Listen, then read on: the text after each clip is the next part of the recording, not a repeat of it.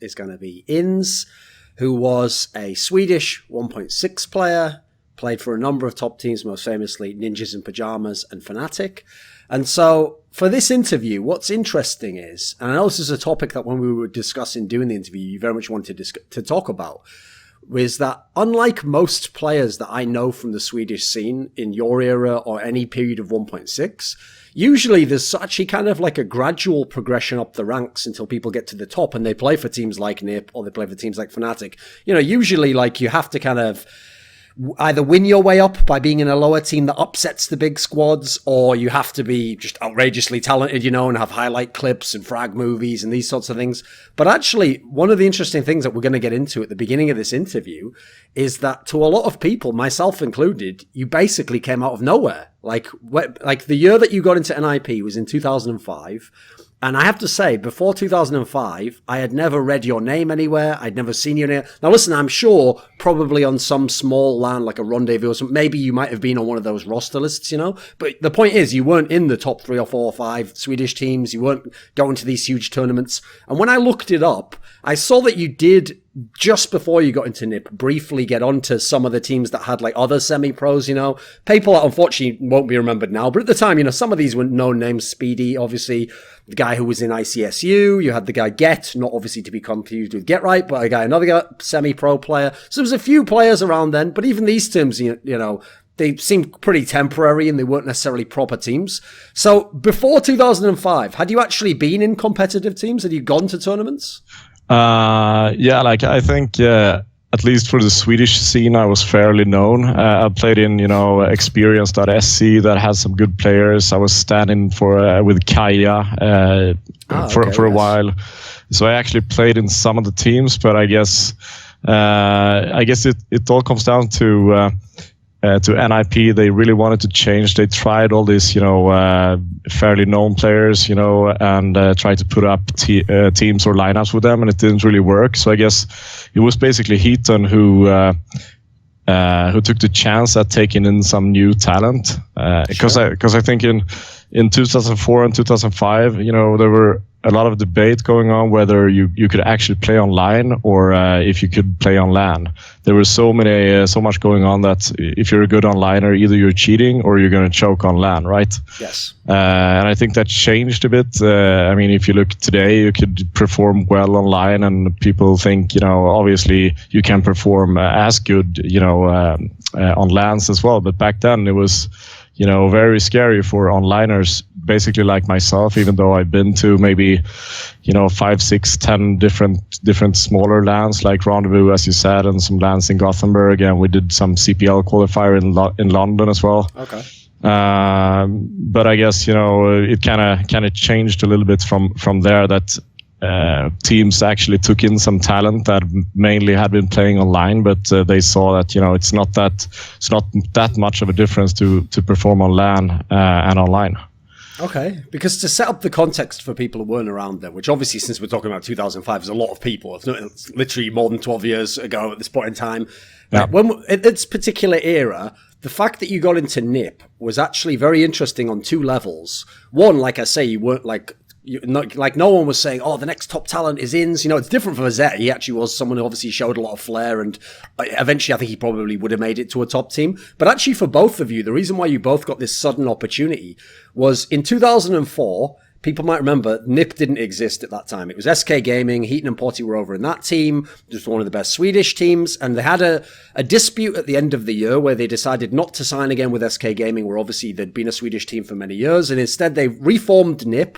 And in reforming NiP, they actually also decided to make a super team. What they did was they took the core of the SK Gaming team, and at the time in SK, they already had Hyper. And so Hyper brought over Vilden, who'd been in the Eyeballers team, who'd actually beaten the SK team. He brought over him, and they basically made this what at the time was like, I still think in terms of history, it's one of the most ridiculous like attempts at a super team, an all-star team, where, you know, like every single player on this lineup basically, except maybe Al, was considered like a star player of some type, or was, you know, like a big name who'd been in top teams, been in frag movies. And so they went to one extreme. They went to try and make the ultimate team. And unfortunately, it went really badly. Like they actually famously, the most famous story that you can tell to describe how badly it went is that they went to one tournament where it was a Swedish LAN where they actually lost to a mixed team where one of the most known players in the mixed team was the demo admin of SK Gaming, who used to just be friends and basically kind of a fanboy of people like Heaton and Potty. And so the idea that, you know, these titans of the game could lose to, in theory, such a lowly team, but also with what looked like, you know, the ultimate super team was really shocking to the scene. And it actually did tear this NiP lineup apart, and a whole bunch of them ended up going back to SK Gaming. Basically everyone except Heaton and Potty, and they made a squad over there, and then that became successful. And so what happened was NiP had, in and amongst all its troubles, managed to qualify for ESWC. So they needed very quickly to get some players to make a squad again and go to ESWC. And so we had this announcement that they were getting INS and they were getting Zet. And even though, like I say, Zet had a little bit of hype around him, at least in Sweden, he also hadn't really had his chance in the top level, you know, in the big tournaments. So when you were announced, I remember, this is what's interesting, because this ties into this topic, is that I remember, because a lot of people didn't know you, the only thing they knew about you is that in some way you were friends with Heaton. And so to a lot of people, they thought, right, is it just that, you know, it's last minute and they have to get someone and these guys aren't in teams? Some people even probably thought, since you weren't like a super flashy player, is this just Heaton's mate and he gets to just play in the team until they're going to get another player later in the year? So a lot of people probably didn't expect that this was going to be a good team or that you were going to be a top player. Maybe you were going to be a temporary player, as sometimes happens in lineups. You know, you want to announce a lineup and then you get a better player later when you get the opportunity, right? Was it being friends with Heaton that got you into the team? Can you see why people thought that way? Yeah, I could probably see why people think that, but at least, I mean, back then the semi-elite scene and also the elite scene in Sweden were, you know, pretty small, and was also very, obviously because of the ping difference and everything, all the Swedish player basically only played with Swedish players all the time. Yeah, I mean, there were some Danish and maybe some Polish and Germans occasionally, but the scene was very tight, and actually in the semi-pro scene and also in the pro scene in Sweden, I was fairly recognized as one of the top talents, even though I hadn't played that much. You know, we basically, everybody played clan base back then, you know. After they finished playing with the teams and whatever, we played clan base all night with different mixed teams. And that was probably the time where I was at my peak, or at least before the pro scene. I played so well and just crushed everybody on clan base. So everybody just thought I cheated. So that was, I think that was one part of it, and the other part of it was basically because obviously I was friends with Heaton and I knew some of the players, and I've never been, you know, trash talking or being super toxic or anything. So I guess they took a chance at that, and I don't know. Okay, well, let's pick that topic up then, because since you said you wanted to discuss this topic of how do people get into the top end of the scene, and obviously your career is a very good example of it because you were in two very notable teams, even though as a pro, again, you weren't the guy who had all the frag movies. You know, it's not like you got in just because someone had to recruit you from sheer amazing talent. But as you're saying here, not only were you able to network correctly and get the right people to notice you, which is a skill in itself. Like, funnily enough, that only tends to get mentioned by people who are complaining that they can't network. Usually the people who are a bit toxic, or, you know, they didn't make friends with people in other teams, they trash talked them. And this is another aspect to it, right? Is that a lot of young players, funnily enough, it's often actually the very talented players who set themselves back in this way because they're talented. They don't realize that when you talk shit to the guys who are in the teams you want to play in one day, you probably now have to be twice as good to get into that team, because now they're going to be like, well, if I'm even deciding between two players, I'll go with the guy who didn't BM me and say I was shit and rub it in my face when he beat me. So this is a component, right? The social aspect is important in Sweden, I know. Yeah, I mean, of course it is, and obviously, if you look at today, where there is so much talent, there's so many good players. Obviously, this aspect is basically, I think, more important today than it was back then. Back then, you could basically just crush the game, and you had to, or one of the top teams had to pick you up. But if you look at now, there's obviously, so many good players, and if they get the chance in a good team, they could develop the right way and become huge stars. So I think maybe today even that factor is more important. And I mean, when you're a young player, obviously you are a bit toxic and you trash talk people, but people don't, people tend to remember if people have trash talked it. I mean, I remember basically, I don't think you liked me very much before you called this interview, because I remember you basically trash talked me a little bit. Not trash talked me, but you criticized my game, and certainly yes. And I think that was a breath of fresh air back then. But I was also young and super immature, and basically most of the journalists and the people like yourself were also fanboys to us pros, right? Yeah, sure. So you were one of the few, I think, who dared to say and criticize players. But I was like, who the fuck do you think he is? Like, stuff like that. Of course, yes.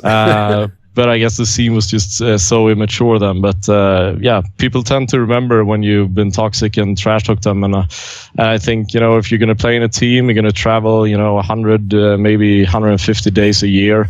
It's a super important component to actually have people that can, cope with it all and travel, and is so much more than the game. And I think people sometimes forget that you can only pick, a team of all the stars, whatever, and make it successful. But I think obviously it's a big component to have players in the team that could work in the team. And if you don't have, obviously they have to be super skilled to be able to cope with them. I mean, in NiP we had Seth, and he was one of those guys who were basically super immature, at least in the beginning. And it was really tough to travel with him and cope with all the shit he was pulling all the time. So obviously he's matured a lot now, and he's a great guy now. But back then he was probably one of the most toxic players in the history of the game. Yeah, I would say. Sure. So yeah. Okay, well then, as I set it up, okay, when you came into this team, basically it's like you joined and then almost immediately had to go to the CSWC tournament. And for people who don't know, because obviously this tournament it exists, but not in the same level of prestige now. ESWC was one of the big events of the year. It was one of the majors. In fact, this was the year, famously, where it kind of took over in a lot of people's eyes from the CPL, actually, as the big tournament to win, because famously, this was the year where it was scheduled at the exact same time as the CPL summer event. And so ESWC ended up having most of the top teams there, and then the CPL summer event was typically actually the teams that hadn't qualified for ESWC went to that one. And at this tournament, it didn't start that great for NiP, because what happened was you got to the way the group stage, it used to be 2 group stages. So you get top 2 in a group, you go to the next group stage, and then the top 2 in the 4 groups there make up the 8 teams in the single elim bracket rather. And in your group, on paper, a team like NiP, top Swedish team, the history of Heaton and Potty, it looked like this shouldn't be a problem, because your group was, okay, you had Complexity, who were very good. They were the team actually who went on to win the event. Yes, you had Mouse Sports, who were certainly very good, the German team, they were in good form. But the other team was Existence, the Spanish team, and so people would have thought, right, no problem there. So really, you look at it and you think, right, you just kind of have to win one out of the Mouse and Complexity games, and you're probably through. You can get to the playoffs, you continue the story. But what happened was, it wasn't that Mouse Sports and Complexity beat you, but then you were shockingly upset by Existence, the Spanish team, who, listen, they were decent. They had Musambani, was a very famous player from there, but aside from that, Spanish teams didn't really do much. They were never the top teams in the world. And then you had this heartbreaking tie in the last game with Mouse Sports, and the tie alone also just ensured it was game over. You couldn't have gotten through.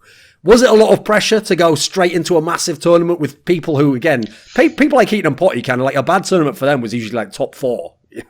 Yeah, I mean, obviously, it was a huge pressure both for me, Seth, and also Waller, who was fairly new in the team.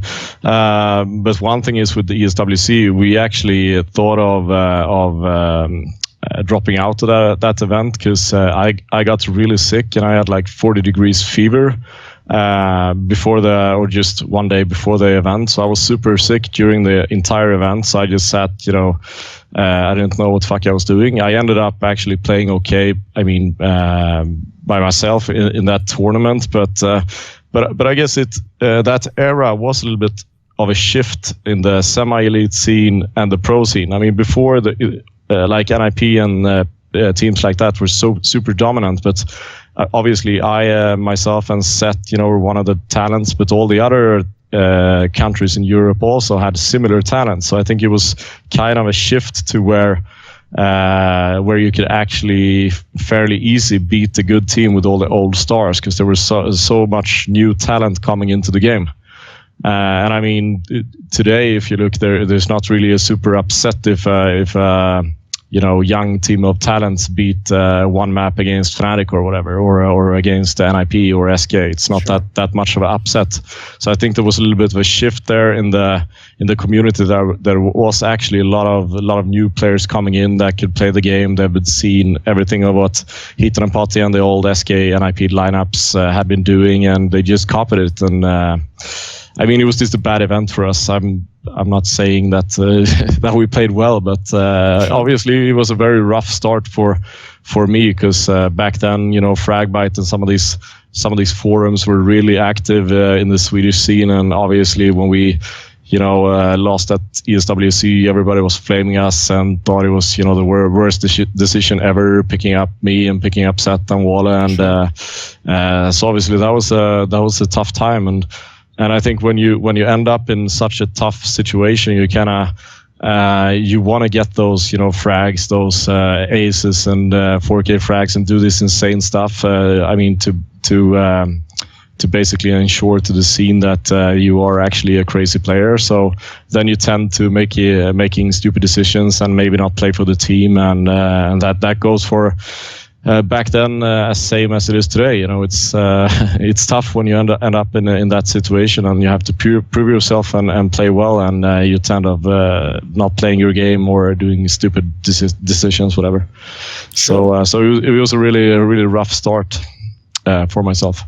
Well, along these lines, actually, to tie into something you were saying, where it did seem like that year especially, you had a lot more upsets. You had a lot more new players who came on the scene, because you're absolutely right. Before that, the really established players, they basically always would finish with a top placing, or they would just win the event, and it was very, very gradual that other players came up and got their chances. But now, as we actually saw in the next tournaments you played in, where you went to the CPL UK, where famously it was won by the Norwegian Team 9, and at the time, that lineup had never done anything, I think Real was like 15 years old or something. Yeah. No one would expect a rookie team like this to be able to win a big event that had a lot of good teams. You also had that WEG qualifier, where it was all the top European teams, and it was actually Lurpis and the Wings team, again, another team that had never done anything on LAN, but they won that qualifier. So in this period, right, as we're kind of describing, it was a lot of shake-up of the scene, a lot of new teams that you could kind of not know yet who the good teams were. But at the same time, was it tough for you to be in a team with people who are used to winning? Like, they expect to win, and you were doing well. This is, the results were starting to ramp up, but you weren't winning yet, right? Yeah, I mean, obviously it was tough, and I felt in the beginning that both me, Seth, and Walla, that were the new guys in the team, we were a lot better than Hitler and Potty, even in the beginning. We were coming online, we've been playing much more. Obviously they had been traveling for a long period of time playing. They hadn't been that active online, so I think we were a lot better at the game than Hitler and Potty. But obviously and also we had a CEO back then. I don't know if you remember him, like Peter Hedlund, going around in his suit, and he was a hockey agent or something, right? Yeah, and he was like, so obviously everybody expected us to perform great from the start and win basically every event. And also Heaton and Potty kind of, they were really old school and thought that all the new talent basically sucked, that it's embarrassing to lose against them and whatever. Okay. So it was a little bit split in the team coming to the results and all. But yeah, it was a rough start, and obviously everybody thought that we were going to win it all, and we didn't. So, but then again, I think it was really good for the scene and for the CS scene that. If you're a young talent, you can actually see that you can come into a good team, and you can also win against the good teams. So I think that gave a big motivational boost for a lot of young players that saw that it's actually not impossible to win against an IP or even play in an IP. So I think that was good, at least. Okay, well, as you referenced there, this is another detail that was interesting, is that Heaton and Potty were towards the end of their careers. Like, I know that like as I mentioned before, when they'd made the super team, even though Potty had been listed on the roster, he actually was listed as inactive. Part of the reason they brought in those other players was they were going to make this big lineup. And I think in theory, he was trying to sort of like exit the game quietly, but they would have had a good enough team. It wouldn't have been as big a deal. So with him kind of being brought back, there was the sense that this was because they'd had to quickly make a lineup, And so he was like, right, well, I'll come back. But the problem is, the Potty I remember was like, I always thought he was the best player actually, because he used to put in insane practice hours and he used to make sure his game was really sort of like everything was well polished and he was in really top shape, So him and Heaton, if they're not playing as much and they still think they're going to be really good, it's going to be tough to play with people like that, right? Because you don't want to tell them like, well, you're bad right now because they were the best before. So how do you cope with that? Yeah, I think it's tough, and also, obviously they didn't have as much motivation as as I had, and as Seth had, for example, and all the other young talent in the game. We played so much, and they didn't play basically, not even close as much as we did, and obviously they were lacking in performance. And I think Potty was a little bit older as well. He had his peak in his career, and back then it wasn't like flashy hotels and big money and anything like that. So it was once you got a little bit older. That happened to me later in my career as well. It was really tough to cope with all this traveling so much to China and to America and Germany, and it was always like shit hotels. Maybe you got 50% of all your prize money or something like that, and it was tough to have basically a mature life if you wanted to get an apartment or maybe have a girlfriend or maybe a family, whatever. It was really tough back then to actually do that, and how that scene worked back then was that all the tournaments just premiered all the sponsors. So all the sponsors were staying at the flashy hotels. Maybe some of the journalists stayed at flashy hotels, got all the VIP treatment, and all the players just got, super shitty hotels, like basically motels, and no treatment at all. So it was tough being a player back then. You couldn't really. I was obviously younger than Potty, but I think he had it. He had a little bit hard quantifying, putting all those hours into CS when he didn't. He could basically not make, at least not make the living he wanted to, with the money we actually won. Sure. Was it a bit disillusioning to join a team and you think to yourself, oh, I'm with Heaton and Potty, like you think of all the great titles and then they're not really as into it? It was tough for me to say in the beginning. Obviously, they were my idols as well back then, and when I came up, in 2003 or when I started playing the game, those were my idols as well. So it was kind of tough for me and Seth to criticize them that they were bad at the game. It was, it was very tough, and obviously they had basically the mandate to just basically kick us out of the team as well. So we didn't say that much during the NiP. I wish we maybe would have said more, about it and talked about it in the team. But we were also a little bit fanboys, at least in the beginning, to those players. It was tough to have a good discussion about moving forward and how we should progress as a team. Sure. So one of the results from this year that I wanted to ask you about, because it was how the year ended, was you went to the big CPL at the end of the year, CPL Winter 2005, and this was actually famously a very, very stacked event, actually. Almost every top team went there. Mm-hmm. And like I said before, the pedigree that Heaton and Potty had in their careers was most famously, whenever they went to CPL events, I think the worst they'd ever finished was third, actually. And this was the one where they finished fourth because you lost to a team who have, in English we call it a Cinderella run. You go on some you're not a team anyone thinks is going to do anything, but you make some miracle run all the way through. And this was the team Jack's Money Crew, which is this North American team who, funnily enough, it was a Cinderella run because, that lineup actually didn't stay together afterwards. It was just it was one of those things that just happens. And then in that moment, they're good. And then I bet the next day they woke up and they were just back to normal again. So was it shocking to lose this game? Because when I remember watching you in the low bracket, I thought, right, NiP's going to the final, Yeah, if I remember, that was on Dust 2, right? Or yeah, maybe so, I'm wrong. And they had Dabirs and those guys, right? And if I remember correctly, they had some super skilled players, and all basically the American teams back then always played, super random. And I remember we started off as CT on Dust 2, and back then Dust 2 was very, very T-dominated map. Yes. and they just ran over us, and we had like echo all the time, and it was tough playing a random team, especially they had some super skilled players, and when they are on point, on Dust 2, it's very hard. So I mean, I don't have that clear memory of that game, just that we were sad losing it, but I didn't feel particularly like ashamed or anything. They just played great and had some super skilled players. And back in 1.6, if you got the wrong map and you started out off on the wrong side, it was very hard against a good team. Okay, basically. But this was basically the last LAN for Potty. So did this result, or was it just the year? What do you think? How did he come to just leave the team and then you have to start again next year? Yeah, I think basically, he didn't have any motivation. He was really good at poker back then, and he made a lot more money playing poker than CS. So basically, all the time he was just playing poker and not playing CS. And I think eventually everybody in the team got a little bit tired of that, and obviously he wasn't performing well. He was really bad at the end. So I think that was also a decision from his part as well as from the team. That maybe it's time to step down and do something about this. Okay.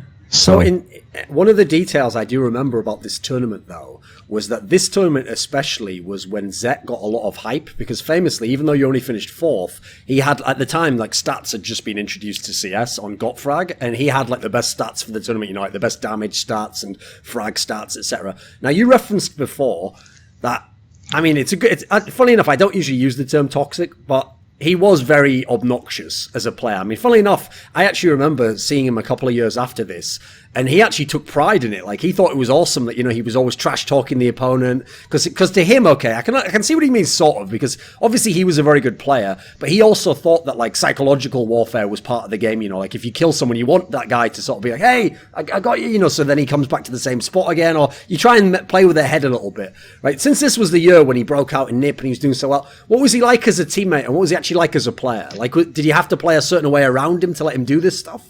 Yeah, like obviously we knew that Seth was obviously a crazy fragger, and basically when he was at his peak, he was actually so good.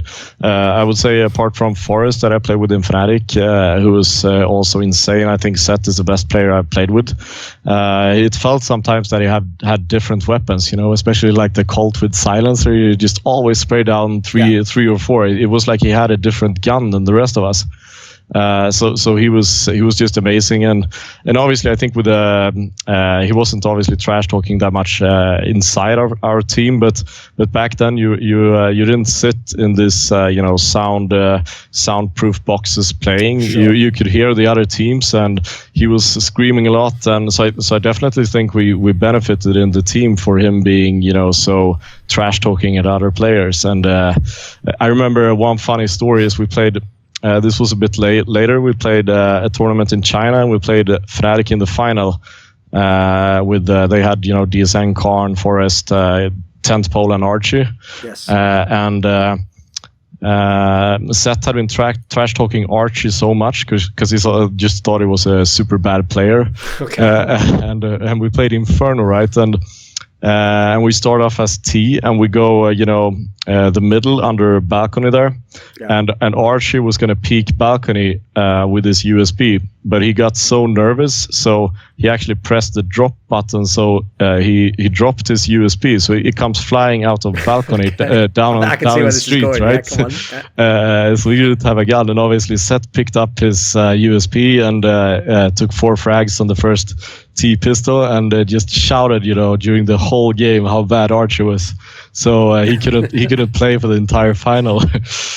So he was definitely not that easy to play against, because he was also super good, and he could back up all the shit he was pulling all the time. And I don't think it was easy for another team to face him, because obviously he gets in your head very easily.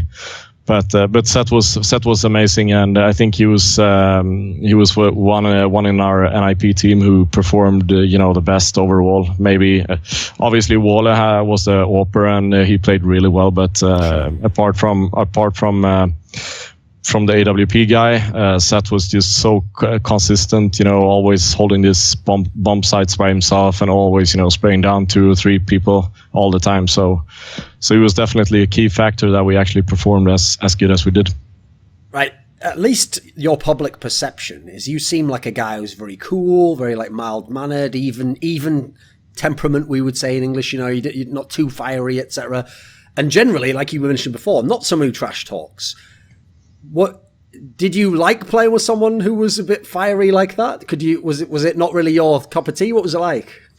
I mean, I think it's if you look at the teams today, if you have a French team that is very fiery and always shouting and always like that, obviously when you're winning and if you're on the run, you have some momentum. It's great to play in a team like that. But once if you play bad and you have a bad stretch, it can be really really tiring as well, because it's always like draining energy.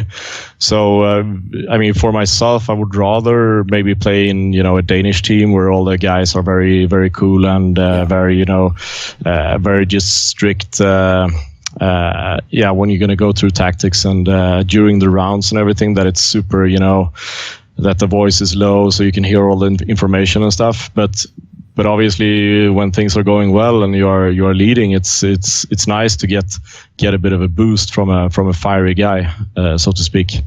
So so it's both good and bad, I would say. But I prefer the calm guys more when I'm playing. Sure.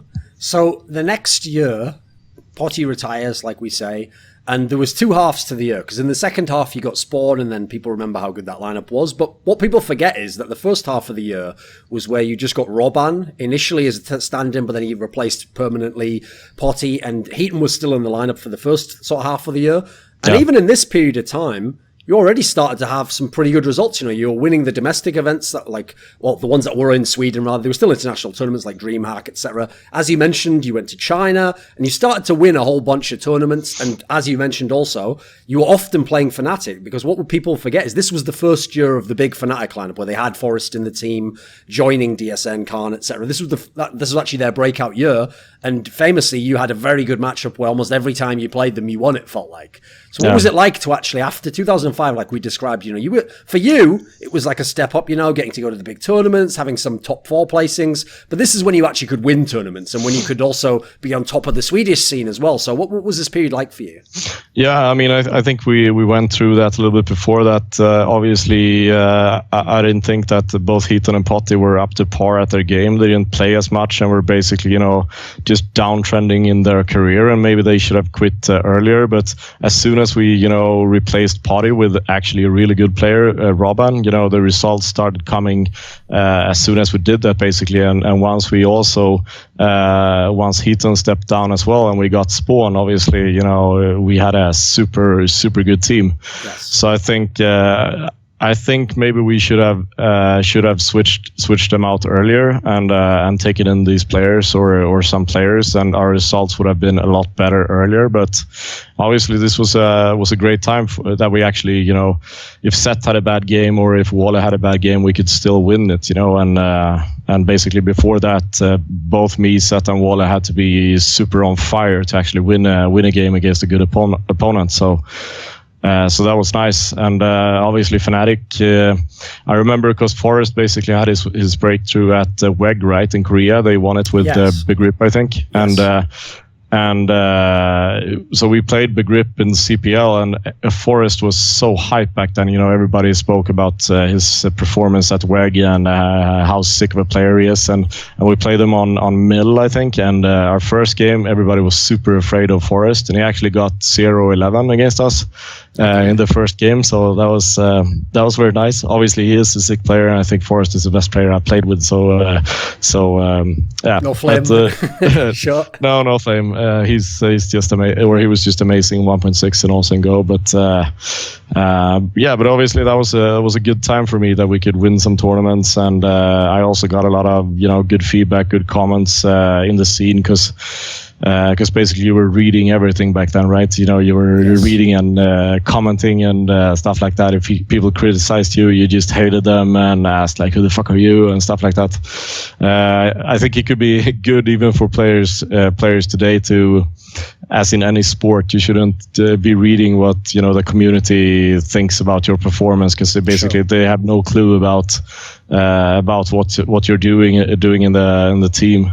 And I mean, as you said, I wasn't a crazy fragger in the teams, and but I had pretty good movements. I took many of the positions that you know, to make way for Zeta and Walla, and also Spawn later in the team. You know, I had one position on Inferno, and I went balcony, and Spawn was, I think this was a little bit later. Spawn was, you know, number 2, and I just took out my knife and just bunny jumped out balcony when we did, you know, a flash execution, whatever. Okay.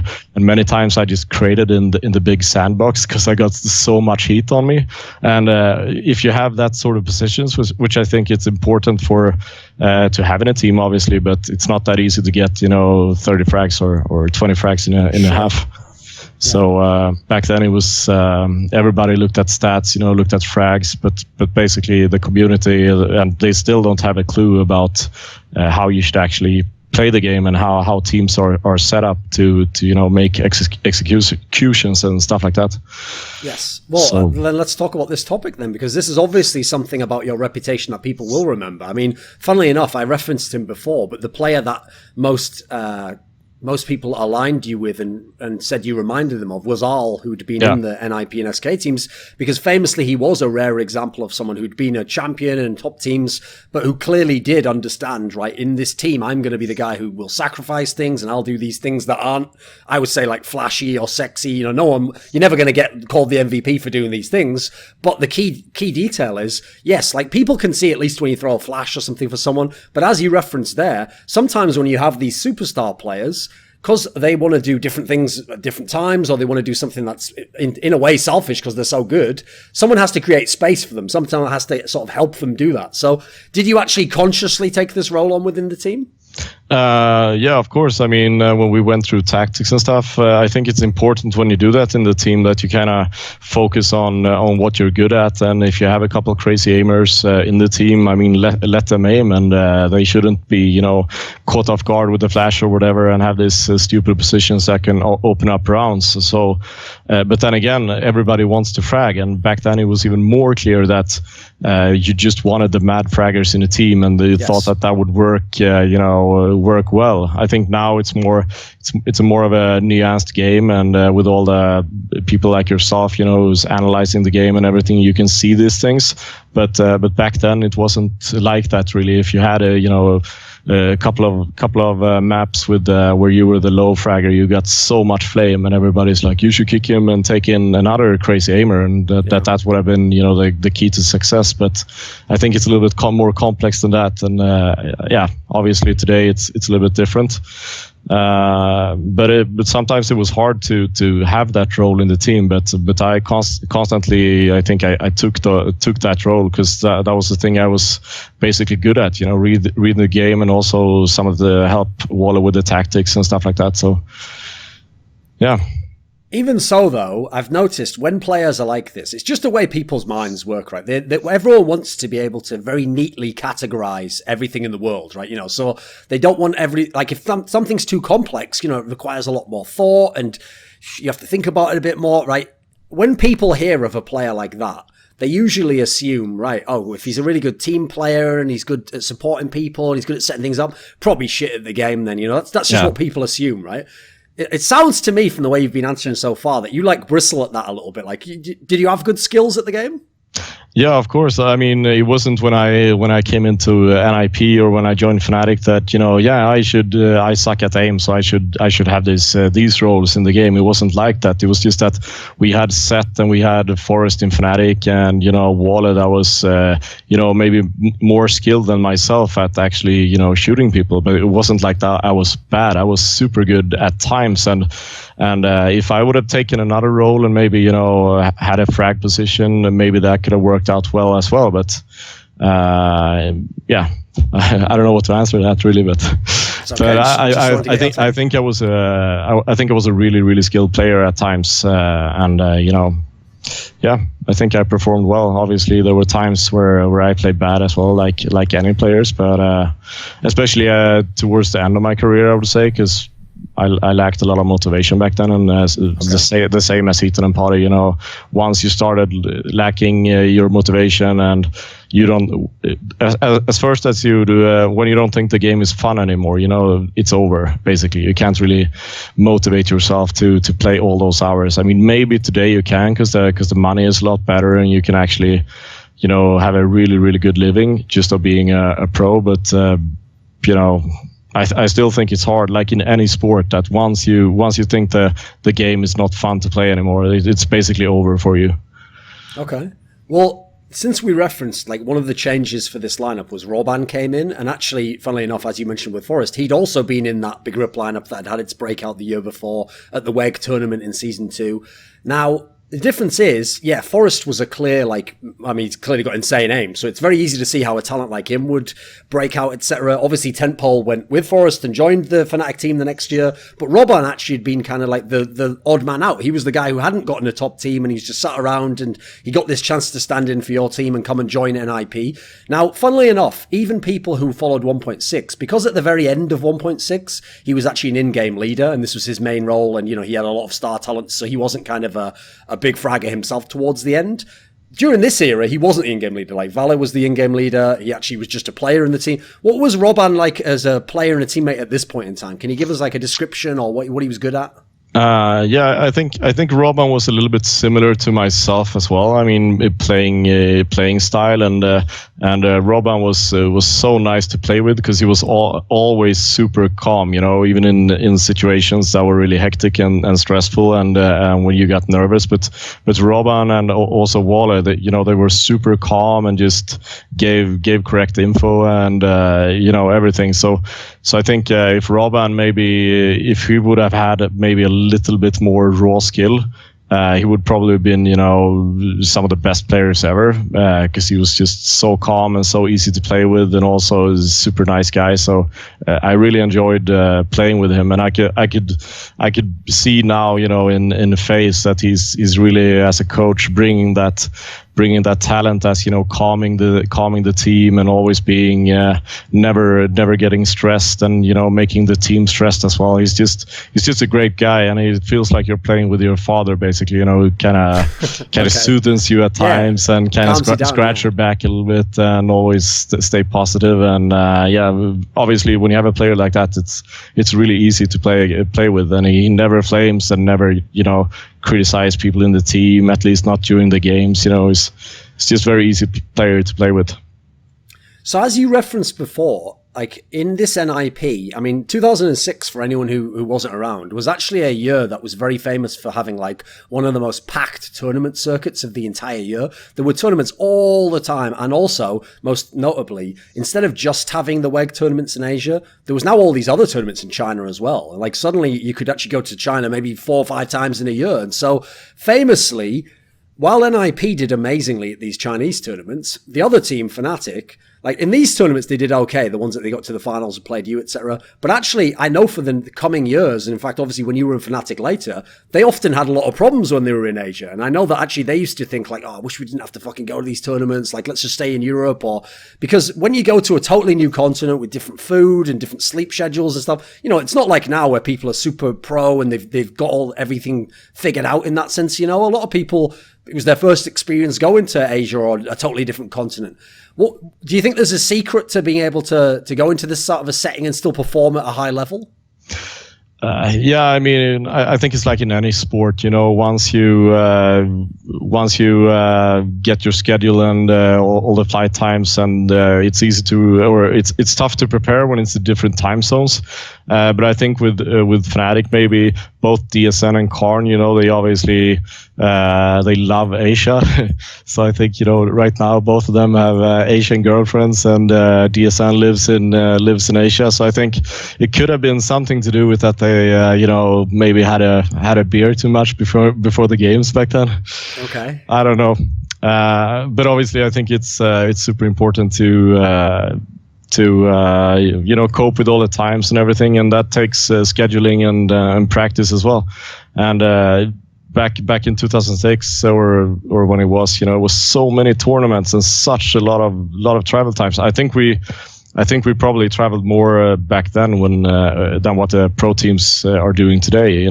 We had no time for preparation basically in between tournaments, and when we played in DreamHack or in Europe, there were so many unknown teams that just have been sitting at home pracking anti-stratting for a good 2 months, and we came basically straight from a tournament.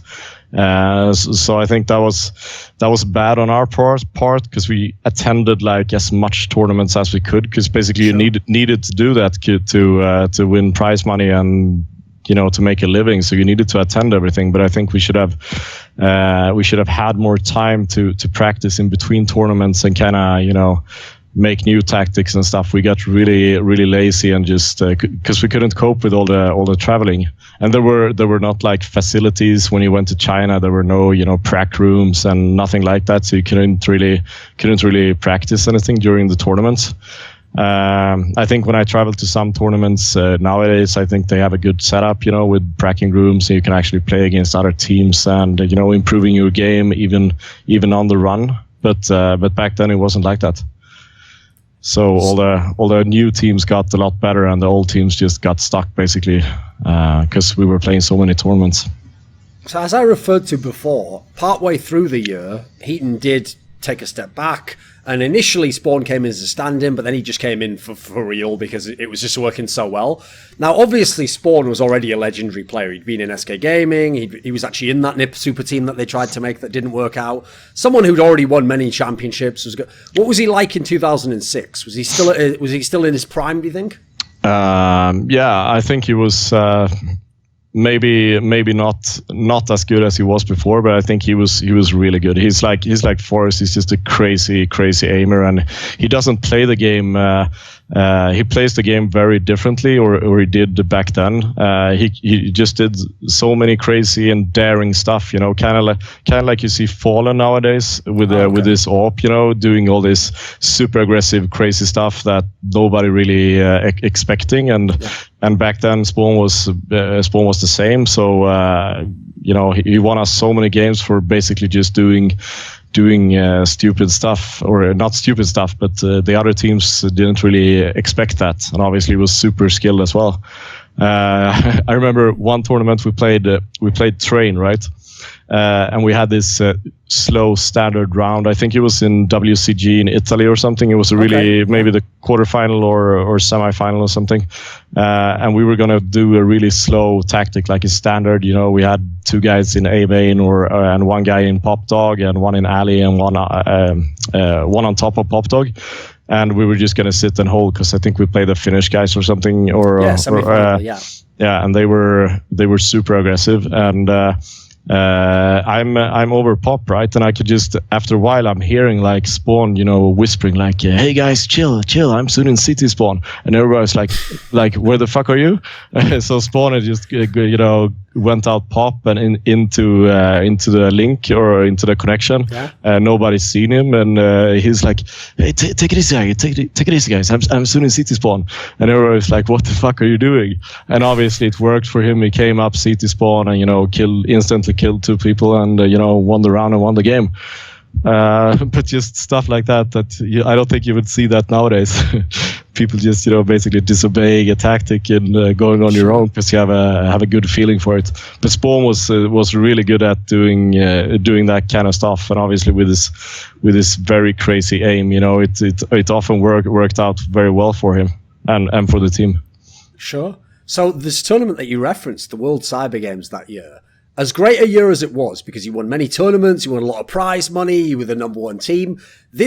One of the downsides of this team was that, unfortunately, despite being amazing in all the other tournaments, at the majors, you didn't win any of them. So this one, the World Cyber Games, was one where in the final, you were a favourite. You were playing the Polish guys, Pentagram, Neo, Tars, etc. But people have to realize this was the first year they became that team that could win majors, and this was actually their first major. This was the final of the first major for them. So, you know, now people can look back and go, well, of course, someone like Neo should win the big match. No, but at the time, they were still underdogs. They were still rising up. Should you have won this final? I mean, they were actually playing really good, and I think that Polish team were basically our kind of Achilles heel playing with NiP. Okay. Basically, like FNATIC had a hard time playing against us. We had a really hard time playing against the Polish guys. I'm not really sure why, but we tend to lose to them every time we play them, and obviously they were a really good team, so we often ended up facing them in the final. So. You know, they had some super skilled players, and I think they also played a very nice, you know, team-based game. They weren't they had, you know, Taz and Cuban and those players who were also really who built the game around the team and could sacrifice themselves so that Neo could, you know, take his sick frag. So they were just a really good team, and we had a hard time playing them. So. Yeah, not much more to say about that. Okay. Yeah. So at the end of 2006 was where NiP technically did continue, but this lineup broke apart, and the big move was that Zet went over to America to go and play in the CGS and play Source and join Complexity. But I actually know that just before that, because I've heard this from the players involved, that they were actually trying to, funnily enough, it shows how some people just never learn from history, you know. They were trying to make another super team. They were trying to make a super team that would have been like Spawn and Zet and Forest, but all in one team, you know. Like, this sounds, again, like, I understand in Football Manager you'd make a team like this, you know, but in real life, they haven't really tended to work out as much. Now, the reason that's interesting, is because if they'd have made that team, would INS have ever been on NiP or FNATIC? What would have happened? What happened in this off season? Because I know no one knew if that was going to stay or go initially, right? I think you had to get a visa or something. So what went on at the end of 2006? Because obviously you ended up joining FNATIC. Yeah, I mean, I think back then, you know, it was a very, very immature scene, and the teams treated, you know, the teammates very, very immaturely as well. And basically, I was a little bit kept in the dark. Obviously, I knew that they wanted to make, you know, this super team, and that I had no part in that team. But I think if they would have just have been, you know, a little bit more honest, and you know, if they would have been a little bit more grown up, we could have talked about it and come to, you know, a better decision. It was kind of, I was a little bit kept in the dark, and there was a lot of trash talking in the team, and obviously we hadn't performing that well during the end of, you know, both those tournaments. I think it was New York and Dallas, right? CPL. Yes. And we played bad in both of them, so obviously something needed to change. But and I had no problem, you know, talking about it, but it was I was actually kept in the dark a little bit about that, and I'm still, I think they kind of stabbed me in the back a little bit. I know both maybe RobbaN and Spawn are, you know, really nice guys, and it wasn't like they were trying to. I think they were just, you know, doing a little bit of a coward move, and they just were a little bit scared of actually talking, and you know, just immature back then, I guess. So, but then again, during those tournaments or all tournaments in China, I had gotten really good friends with both DSN and cArn, and I'm still there. It's still two of my best friends. So I've been spending a lot of time with them during events and stuff, even though I played in NiP. So for me, it was kind of easy to, you know, I wouldn't want to play in this super team anyways. So it was kind of easy for me to just go to FNATIC, because we had so much fun, and I wanted to play for them as well. So. Okay. Yeah. Well, this leads perfectly into my question about this FNATIC team then, because interestingly enough, in 2006, partly because NiP existed and was beating FNATIC all the time, famously, they didn't actually win a massive tournament until the very end. They won the big CPL Winter at the very end of the year. So finally, they were at the top or close to the top. And then obviously immediately they made a roster move, because Tentpole, who was pretty skilled all-around player, for whatever reason, I believe he cited something like he didn't want to travel as much or something. He left the team and they needed another player. And as we're saying here, you know, this super team didn't happen. And so they picked you up to replace him. Now, again, the same scenario seemed to happen in your career again, because you're replacing someone who everyone knows is a super skilled player, really good player.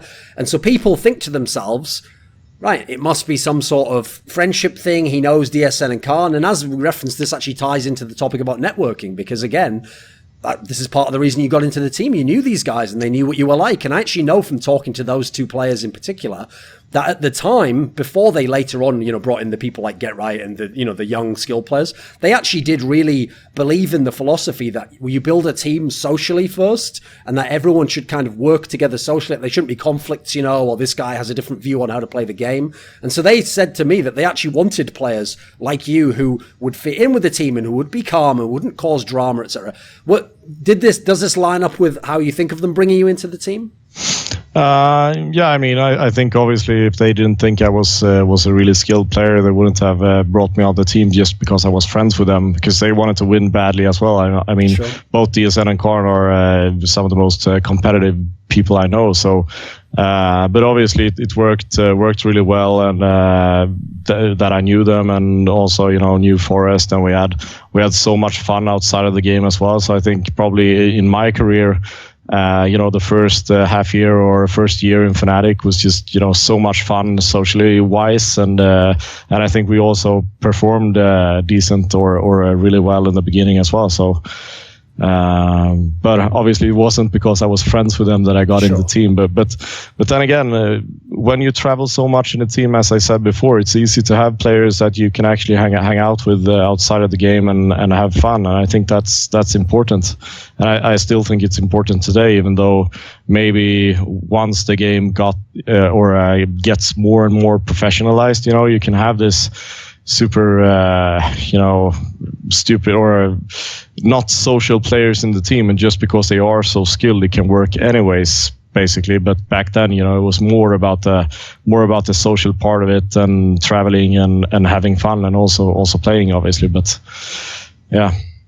I think it's like if you look at a soccer team today, you can have this super complete retards in the team, right? And it still works because it's just so they have people helping them, and they have strict coaching staff, and obviously the salary is so big, so you can actually have players just for the skill in the team. But back then it was basically us 5 friends traveling. I mean, cArn booked us basically all the tickets in FNATIC for when we were traveling, and it was just 5 friends basically traveling around. Okay. Right, in this team this year in 2007, this is one of the teams where, as I said, on paper the lineup didn't actually look as crazy as it did the year before, but it was a better team, clearly, because the first half of the year it was very good, and you were just behind a couple of teams, and then the second half of the year it went very, very well, and you were winning practically every tournament. You had an amazing run. Right, this team seemed like it had a very good balance of players. Like, it had the skilled players, and it had the superstar rifler and the AWPer and the in-game leader, but it had the players who did the elements that we were talking about before that you did. What was the team like to play in, and what was kind of how would you describe, what kind of style did you have? Yeah, I think I had kind of the same style in FNATIC as I had with NiP. I was helping cArn a little bit with the tactics and the mid-round calls and all that, and trying to calm down the team. And obviously DSN was the AWPer, performing very well. And then we had Forest, and I think that this was probably the peak of Forest's career. He was just insane. We could just let Forest loose. Send him with an AK to a bomb site, and he was just opening up the whole bomb site. That we were basically 5-on-3, so many rounds, and it's hard to lose then. He was, Forest was absolutely amazing to play with. He just, it was so easy for us actually performing well, because he was just on top of his game, just hitting every single shot, and he won us, so many games basically by himself. I think it was, back then, I've never seen a player being that dominant at the game by himself.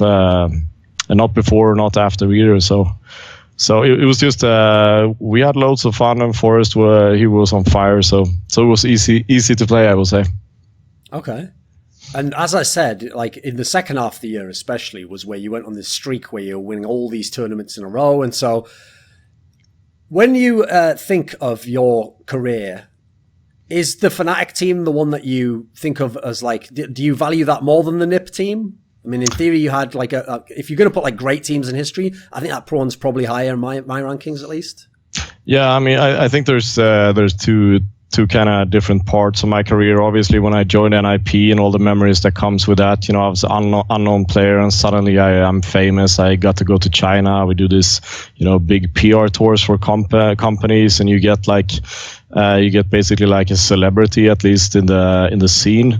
Obviously, I have a lot of good memories from that time, but if you look at the game and how I performed, I rather, I like the FNATIC era more, I would say. I had more fun playing in FNATIC, even though, it was a whole new world for me when I joined NiP that has a lot of good memories as well. Okay. So, what type of an in-game leader was cArn? cArn was he's a really smart guy, and he was also always analyzing the game. I think he was in the forefront of that, and maybe one of the best anti-stratter of all time. So he spent a lot of hours at the hotel rooms anti-stratting teams, and this was before this was like a known thing that you should do that. And he did anyways, and he won us a lot of games just by looking at demos, and he looked at so many demos. While basically me and DSN, we were out drinking beer. cArn was at the hotel room watching demos a lot of the time.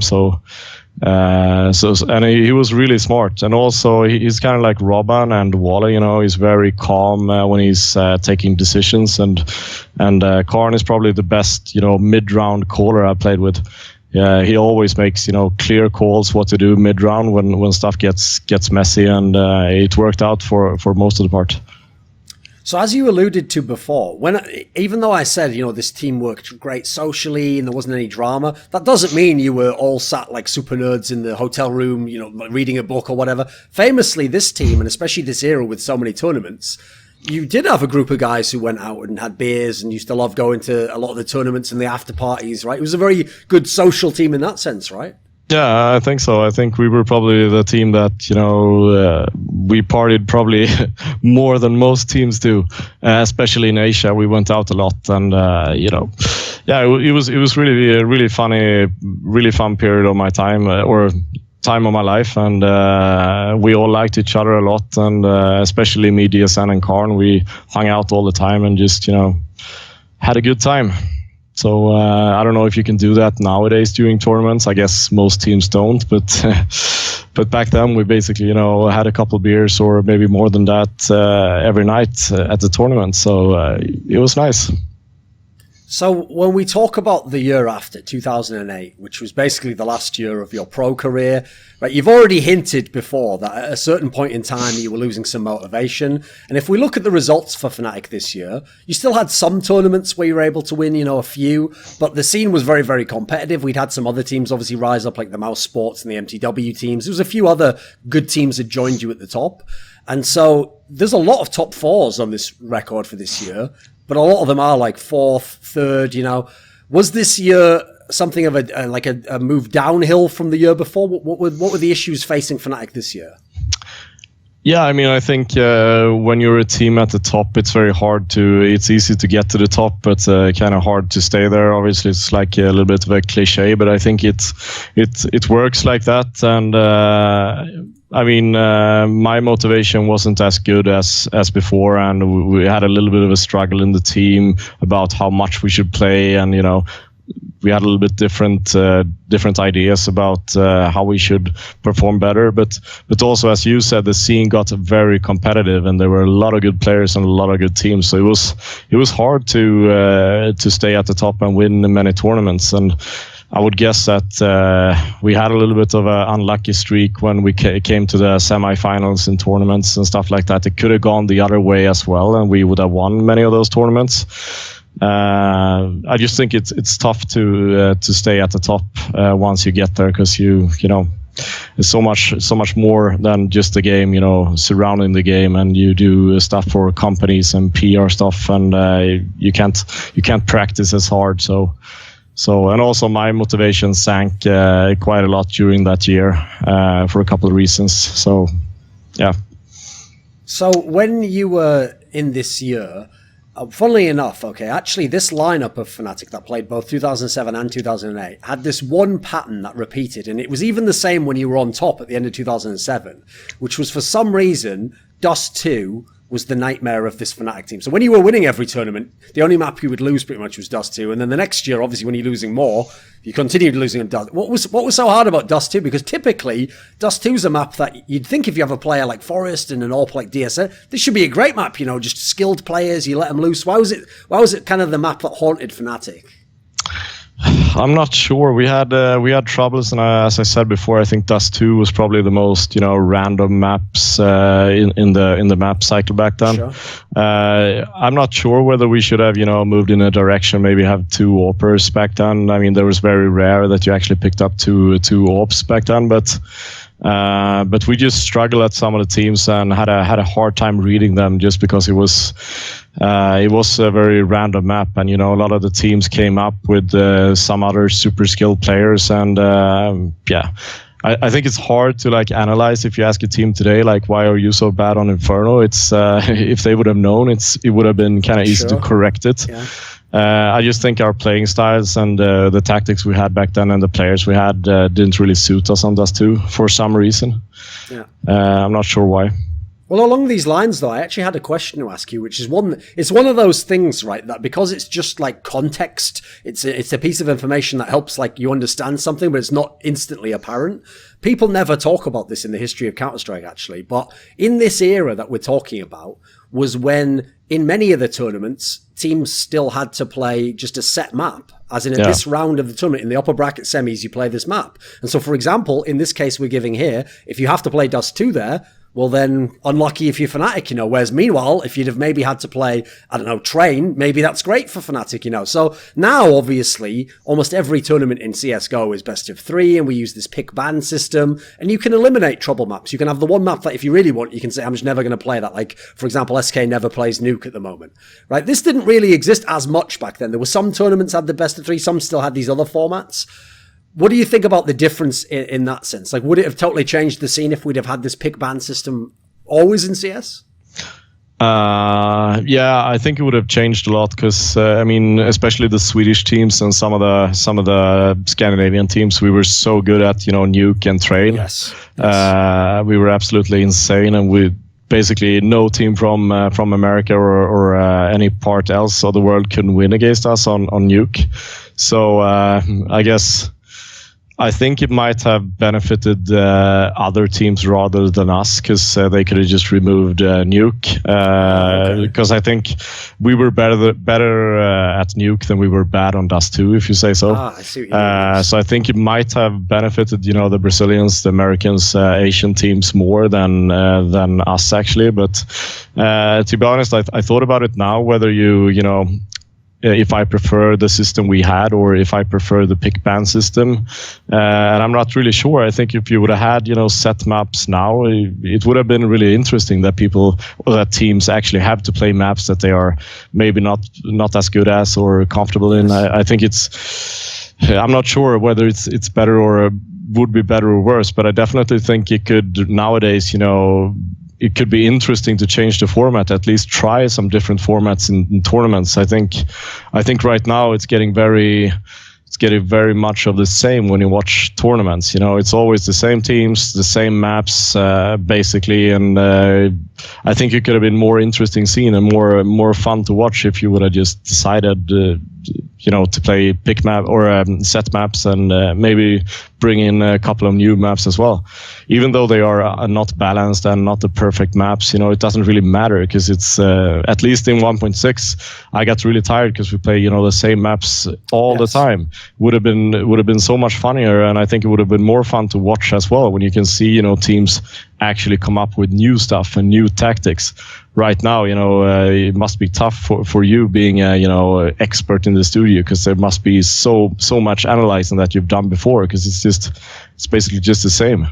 Or at least right now, I think the scene could benefit from mixing it up a little bit with maps and maybe format in the tournaments as well. Even though maybe the players will hate it, but that's not really the point. They have to adapt at what the tournaments decide. Sure. So one last detail about this era, the year 2008, is there's one little piece of trivia that not a lot of people know, but I have actually mentioned myself many times because, okay, in the modern day, a lot of people don't know about the history of Counter-Strike. And so famously, people know that Koreans are amazing at StarCraft, and they know now that they're amazing at League of Legends and Overwatch, these games. But at the time, a lot of people assumed, because generally FPS was never that big in Korea itself, they thought, oh, Koreans aren't good at FPS games though. But this year, I remember, was when that Istro team, the one that was, Solo and Bale and those guys, they actually had a whole bunch of times that they upset your team and beat you, and sometimes in big tournaments, sometimes in smaller ones. What was it like to play a team from South Korea? Were they different in how they played the game? Yeah, they were very different and very hard to read, and they played the game, in a different way than all the other teams. And I think it was tough for them playing FPS games since there were not that many people to play against. And yes. I mean, it's like that still today. The scene is quite small. It's not any other teams to play against. You can't play against Americans because of the ping and yes. And so I think it was very tough for them. And I mean, some of the teams actually, they tried to move to boot camp against European teams and American teams, but yes. But it must have been very hard being a Korean or a Chinese player, because they didn't know what to expect, coming into a tournament, because they never played us, and the same for us. But they had some really, really nice talent and some super skilled players. So yeah, I mean, there were W and V at the time when we played in NiP that were really good as well. Yeah. But it was totally different playing them, because we had basically no demos. We didn't know what they were going to do or anything, and they were basically just the star teams. They took the best aimers in China and in Korea and set up a team, and sometimes on some maps they were really good, and it's tough to beat the team with 5 crazy aimers when they are on point. But if we would have played Nuke or Train or more tactical based map against them, it was kind of easy to, because they had no clue what the fuck they were doing. Okay, all right. When you decided to retire at the end of the year, unlike a lot of other players, as far as I know, you never tried to do a comeback. Like a lot of players retired, and then a year later or a year and a half later, sometimes they didn't make it an official comeback. Sometimes they just tried and it didn't work out. And if you notice in 1.6 especially, most comebacks didn't work out, because I always say this, whatever reason caused someone to quit, you have to overcome that reason to come back. So you might miss the game. You might think, oh, it'd be cool to play again. But the question is, 3 months in, where you're probably going to have to grind to get back, is the same reason going to exist? And oftentimes it does. Did you ever think about doing a comeback? Was it ever something that was potentially like you were about to do? Or did you really just leave CS completely? Well, basically the reason for me leaving CS was that I started playing online poker a lot together with DSN, and I got really good at online poker, and I just made so much more money than I ever could have done in Counter-Strike back then. So I was just consumed with that for basically 4 or 5 years, and I never actually thought of doing a comeback, weirdly enough. I mean, I basically started playing some CSGO maybe 1.5 years back from now, or maybe 2 years back. And before that, I didn't even start Counter-Strike between 2009 and 2015. I never even started the game. So I guess I didn't think of a comeback, even though I thought a little bit about it, not recently, but when I started playing CSGO, I thought like maybe I should try again, but I was just so far behind, so it was like no chance. Okay. So, as you said, if you didn't open it for that many years, well, one of the ways that you got involved in esports again was in CSGO. You were part of this GamerZ project, where it was a reality show / like amateur semi-pro competition, where, I mean, the best way to describe it is basically like a talent show, but for esports, because obviously the concept was the team that won, those players would get contracts to try and become pros. And I mean, obviously people can debate how realistic that was that they were going to become pros, but the concept was to have you and Spawn and coach the teams, and the idea is that they'd have real pros coaching them and giving them some advice and helping them craft the game. And then, the ups and downs of a team and people learning was the reality show, and that was the entertainment angle. How did you get involved with this? Why come back and do this?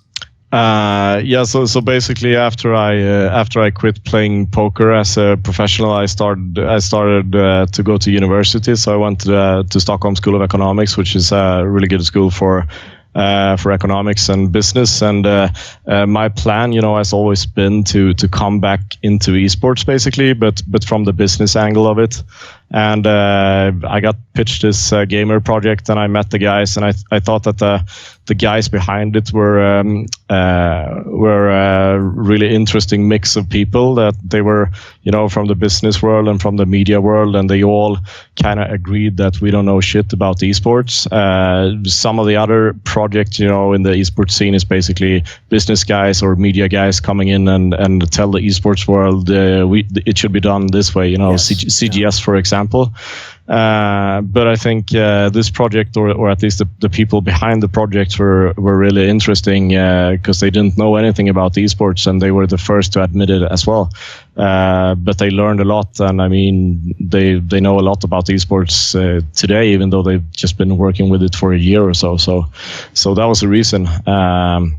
Then, why it became me and Spawn as coaches, I'm not really sure. I think me and Spawn were, at least in the show, we were a little bit of a interesting mix because we have such different personalities. Yeah. And obviously it was a pilot show, and everything wasn't perfect with that first season. But I think it's an interesting project also going forward. If you want to have something to watch that is not the pro scene and pro matches, there's very little content to consume in the esport world. Like there's very few good, well-produced documentaries and other shows about semi-elite players and stuff like that. It's basically nothing if you don't want to watch streams. So that's the reason and I was just finishing up school as well, so it was kind of a good start for me to come into the scene again, and be on at least on TV a little bit, so to speak, so that people got to know me again. And because obviously not many CS:GO players now know who I am, because it was just such a long time ago. So I think it was a good start to come into the esports scene again, basically. So from this interview and from the way we've characterized your playing career and your temperament, etc., people would think like, oh, Ins, what a great teammate he sounds like such a cool guy. But when you did this reality show, okay, so Semler was also involved in it, and Semler's a good friend of mine. And I remember he was describing to me that actually when you were the coach in this setting, though, you were like at times like a bit of a disciplinarian, and you were kind of the guy who sometimes would sort of be like, sort of get your shit together. Like, if you want to be a pro, you have to play this way. You weren't necessarily the softest touch as a coach, right? Yeah, I guess it also has to do with the editing and the cutting when you make a show like this. And obviously Spawn is just such a super friendly guy, and he never want to get into a discussion or an argument. He's kind of a scared, super nice guy. So I guess I had to take that role a little bit. To some has to be the arrogant prick, right? Was it fun? So, it was actually really fun, and I got to meet Semler, and I'm also a good friend with him today, and it was actually really fun. It was a lot of work doing TV. I've never done that before, or even in a production setting like that. So it was more work than I thought it would be, but it was a lot of fun for sure. And some of the guys, I think during this show, like the guys behind it, kind of. They wanted to make a good team, right? And I think they kind of underestimated a little bit about the composition in a team and how that's supposed to be. But I think the show to bring talents to the pro scene, as we've seen, RobbaN, recently joined Godsent and was part of GamerZ. So I think that concept works really well for bringing up talent. Maybe not to bring up a team, and give them a pro contract, but individual players, it works really well. You also have, Elo and Limpone, JW's brother, playing for Temple Storm Academy team now in America. So it's kind of like Idol, that maybe one in every season or two in every season becomes a star of some sorts. But I think it's too hard to make a entire team off of a show like that. Okay. So we know, though, that that's not it. You are now involved in esports more because you're doing this talent agency, right? So what's the thinking behind that, and what's kind of the aim of this talent agency? I felt like I wanted to work with players, and I think since maybe I'm credible being a player myself, and I have been fooled a lot of times with the deals and contracts, and when you're young and you're 18, 17 years old, or it's not easy to read a law contract with all the paragraphs and the language and everything in that. So basically I wanted to help players, and also I think right now it's so much about just the teams. The teams have their sponsors, and the players get very little out of the sponsorship for the team. I mean, there's kind of few players that have individual sponsorships and actually benefits off of their name when they're not doing stuff with the team. So after I ended my business degree, I kind of wanted to change that a little bit, so that the teams are not sitting in all the power with the player's name. That the players, basically how it is right now, they can't really use their name because they signed up the rights to their own brand, basically, to the team. And I think that's wrong, and I'm trying to bring in a little bit more professionalism and help the players to actually get deals outside of the teams as well. Okay. And I think it's fun to work with players, and I was the one who scouted RobbaN from scratch, basically from playing against him on Faceit, and I just thought he was such a super skilled player. Obviously he owned me quite a bit, and I did some research, and I saw he was 15 years old back then, or 14 years old back then, and I was like, what the fuck, this player is probably going to be really good. So I think it's interesting to help players, and it's very rewarding as well, rather than just take the business side of things. Okay. When you watch CS:GO now, the top teams, the big tournaments, is there a player who reminds you of yourself a bit? Is there someone who has some of the qualities that you had as a player? I think the game is a little bit different right now, but I look at some of the players, Bolts, and some of the not that famous players, and look at how they play, and it kind of reminds me a little bit of myself. But right now when I'm watching CS, I basically just watch all the stars, like Nico and Fallen, and sure. And I'm just amazed how good they become at the game. I mean, it's just insane now, the amount of skill they have. Is it kind of surreal to see that Forrest is still playing? I mean, not for me, I think, because I think Forrest was, absolutely dominant in 1.6. Maybe Neo was up there as well, at least in some tournaments. Sure. But apart from Neo, I think Forrest was just so dominant. So I think it's fun to see him play, obviously, and he has sort of the, I think his style of playing, especially with the AK, like one tapping like he did. He was one of the first in 1.6 that actually did that, one tapping people. I think that works really well in CS:GO and with the dynamics. So I'm not surprised that he's really good at Go as well. But it must have been hard for him to transition, because I have a really hard time for that myself. With the muscle memory going from 1.6 and then move to Go, it is a little bit different, obviously. So. Okay. So, but it's fun to see some of the old players still playing, like Neo and Taz and Forrest, and players like that. It's impressive that they found the motivation to play for so long.